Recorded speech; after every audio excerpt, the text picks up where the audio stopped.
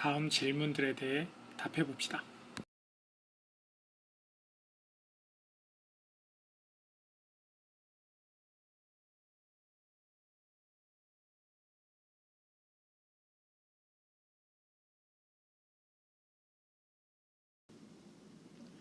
세 문제 모두 잘 푸셨나요? 모두 다 맞추셨으리라 생각합니다. 그래도 혹시 모르니까 답을 한번 맞춰보도록 합시다. 첫 번째 문제의 정답은 파란 선입니다. 두 번째 문제의 정답도 파란색 사각형입니다. 마지막 문제의 정답은 빨간색 점입니다. 앞에 세 문제들이 수와 어떤 관련이 있는지에 대해 궁금하시죠? 만약 위의 문제들에 대해 정확한 답을 했다면 여러분은 이미 수에 대한 개념을 가지고 있고 수학을 잘 할 수 있는 조건을 갖추었다고 볼 수 있습니다. 물론 대답을 못했다고 해도 실망하실 필요는 없습니다. 이제부터 알아가면 되니까요. 그러면 이제부터 답에 대한 풀이를 해보도록 하겠습니다. 첫 번째 문제는 길이에 관한 문제였습니다. 서로 다른 두 선의 길이를 비교하기 위해서 일단 겹쳐보도록 하겠습니다. 겹쳐지니 어떤 일이 생겼죠? 빨간 선이 모두 끝나도 파란색 선은 계속 이어지고 있는 것을 확인할 수 있습니다. 따라서 파란 선이 더 길다라고 이야기할 수 있죠. 이렇게 두 선을 겹쳤을 때 남는 부분이 있는 것을 더 길다라고 하는 것을 우리는 모두 알고 있죠. 또 사실 그렇게 약속되어 있습니다. 두 번째 문제도 첫 번째 문제와 마찬가지로 겹쳐봐야 합니다. 겹쳐진 모양을 보니 파란색 사각형은 빨간색 사각형이 차지하고 있는 부분을 다 포함하고도 남는 부분이 있습니다. 따라서 파란색 사각형이 빨간색 사각형보다 더 크다라고 이야기할 수 있습니다.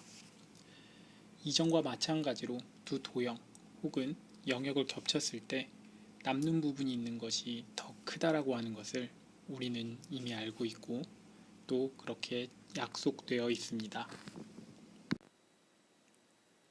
마지막으로 무엇이 가장 많은지에 관한 문제입니다. 길이와 크기를 비교하는 문제와는 달리 이번에는 겹쳐서 나타내기가 어렵습니다. 따라서 이번에는 다른 방법을 써야 합니다. 양을 비교하기 위해서 다음과 같이 같은 위치에 대응되도록 배열을 해서 비교해 보도록 하겠습니다. 이렇게 옮겨놓고 보니 초록색과 검은색 점은 서로 남는 것이 없이 대응되는 것을 알 수 있습니다. 따라서 초록색과 검은색 점은 서로 개수가 같다는 것을 알 수 있습니다. 파란색 점은 초록색과 검은색보다 더 많은 선이 연결되어 있으므로 파란색이 초록색과 검은색보다는 많다는 것을 알 수 있습니다. 마지막으로 빨간색 점은 모든 파란색 점과 선으로 이은 후에 남는 것이 있으므로 빨간색 점이 가장 많다는 것을 알 수 있습니다. 이처럼 양을 비교할 때에는 하나씩 대응시켰을 때 남는 것이 더 많다라고 약속되어 있습니다. 지금까지 제가 설명한 것이 어땠나요?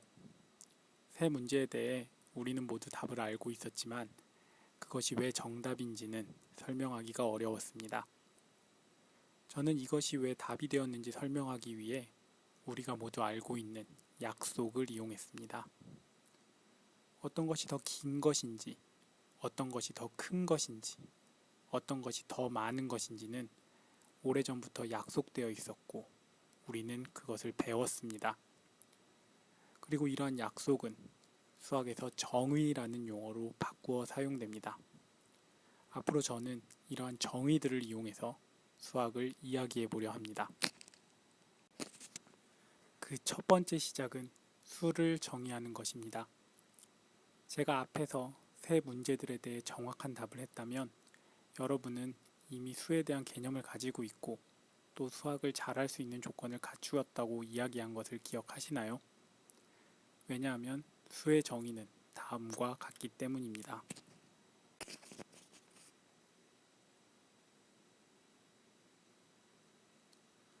물론 이 정의는 제가 생각한 개념입니다.